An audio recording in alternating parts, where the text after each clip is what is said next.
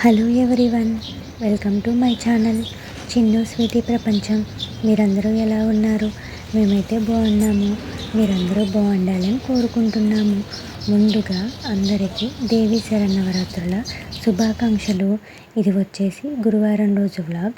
గురువారం రోజు మేము నిమిషాంబికాదేవి టెంపుల్కి అయితే వెళ్దాం అనుకున్నాము. టెంపుల్ మీతో కూడా షేర్ చేసుకున్నట్టు ఉంటుందని చిన్న వ్లాగ్ లాగా అయితే చేశాను. ఈ టెంపుల్కి అయితే మేము కూడా మొదటిసారి వెళ్ళడము. ఇంకా ఇంట్లో పనులన్నీ అయిపోయిన తర్వాత మేమైతే రెడీ అయ్యి ప్రసాదం కోసం అయితే ఇలా సేమియా పాయసం అయితే తయారు చేసాము. ఇంకా ఇంట్లో పూజ చేసుకొని నైవేద్యంగా అయితే ఇలా సేమియా పాయసం పెట్టి ఇంకా పూజ అయిపోయిన తర్వాత నిమిషాంబికాదేవి టెంపుల్కి అయితే బయలుదేరాము.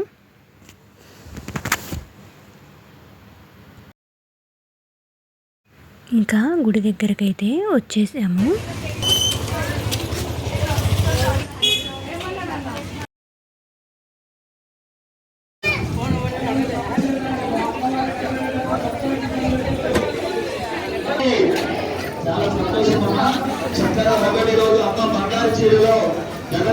ఈ దేవాలయం ప్రత్యేకత, అమ్మవారి ముందు నిల్చొని 1 నిమిషంలో కోరిక కోరుకొని 16 ప్రదక్షిణలు చేస్తే ఆ కోరిక 21 రోజుల్లో కానీ 21 నిమిషాల్లో కానీ నెరవేరుతుందంట.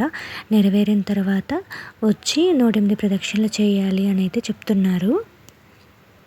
మేము గుడి దగ్గరికి వచ్చేసరికి టైం వచ్చేసి 12 అయ్యింది. 12:30కి అయితే ఇంకా అమ్మవారి దర్శనం ఆపుతారంట. మళ్ళీ 2 తర్వాతే అమ్మవారి దర్శనం ఉంటుందని చెప్పారు.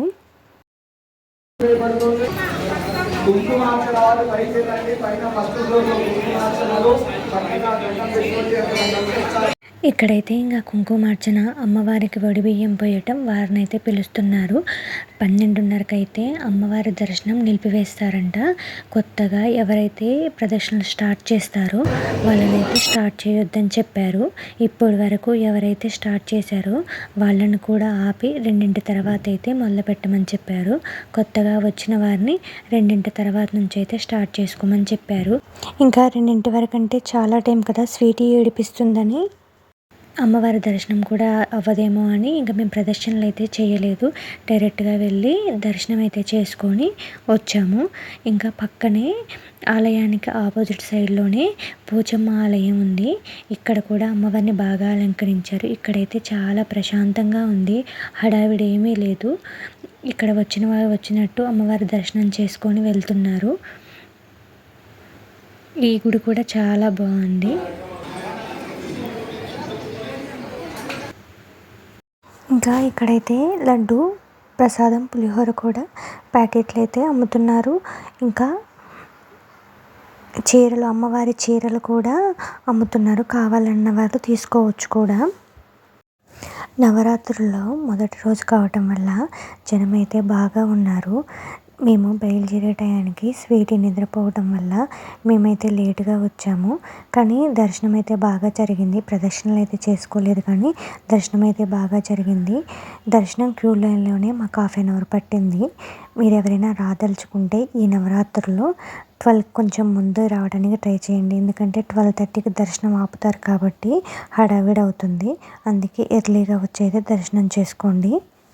ఈ టెంపుల్ మీకు కూడా చూపించవచ్చు అన్నట్లు చిన్న వ్లాగ్ లాగా అయితే చేశాను. ఇక్కడైతే అమ్మవారు ఏ రోజు ఏ రూపంలో దర్శనమిస్తారో బోర్డు అయితే పెట్టారు. మీకు ఈ వీడియో నచ్చినట్లయితే ప్లీజ్ లైక్ చేయండి, షేర్ చేయండి, సబ్స్క్రైబ్ చేయండి. Thank you for watching.